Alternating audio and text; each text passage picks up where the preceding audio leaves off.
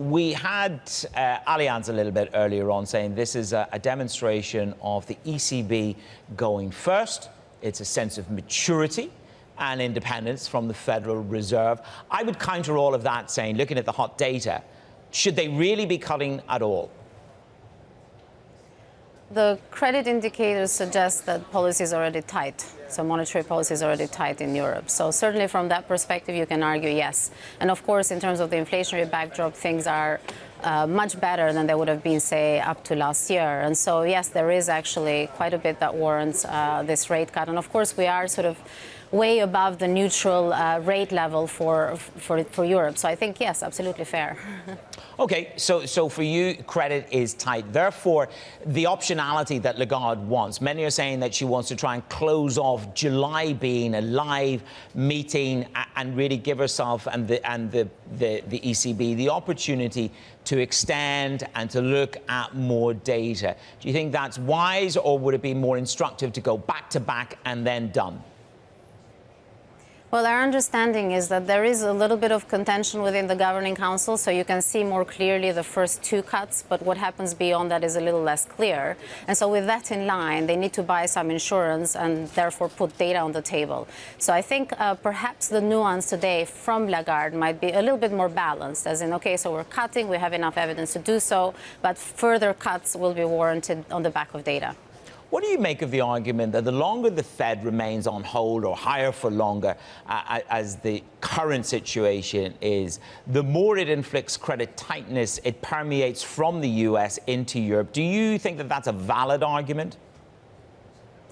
I would say so, and I would say so because when you look at credit card delinquencies, auto loans, when you look at sort of business bankruptcies, but also demand from credit, despite the very tight spread levels that we witness in credit markets, demand for credit has not been resurging. And so therefore, that tells you that there is enough tightness from a monetary perspective in the US. And you know, due to the global nature of financial markets, you do feature some of that into Europe. So we've been rallying globally in bonds for 5 days in a row. In the US, we're down 20 basis points. Likewise, in the rest of the world, there has been this quite significant bullish repricing.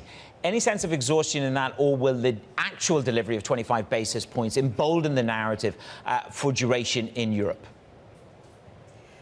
Well, we had a cut from Canada yesterday as well, so we'll get this from the ECB today. And so there is certainly an argument to be made. I would say you have to sort of divide the very short term, the next couple of months, perhaps we could be more of a sideways trade. But I think further down the line, over the next few quarters, we actually do like duration. We've been increasing interest rate sensitivity. There's room for us to do more. And that's on the back of the jobs numbers out of the US and the sense that the global growth picture is a little softer than we are sort of giving it on the narrative in markets. So we're certainly taking that view that we might be looking at a softer backdrop over the course of the next 6 months. And therefore, that warrants potentially lower rates, and therefore duration or interest rate sensitivity should be going up here. And this is very, very clearly laid out by you. You talk about I quite like the way you sort of say we've been lulled into a false sense of security. So this is what you say. Investors have been lulled into a false sense of security over resilience of the US economy. And the main topic is whether the US is slowly gliding to a recession.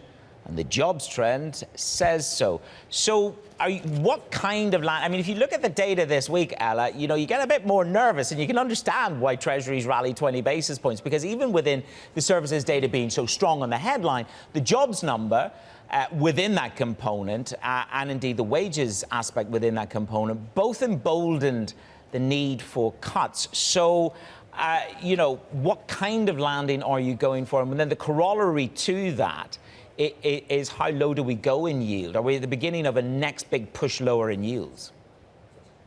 Yes, I mean, I think, look, the secular backdrop for yields is a bearish one. Let's just put that on the table. So 2 years out and longer, I think we're looking at a bearish market for bonds.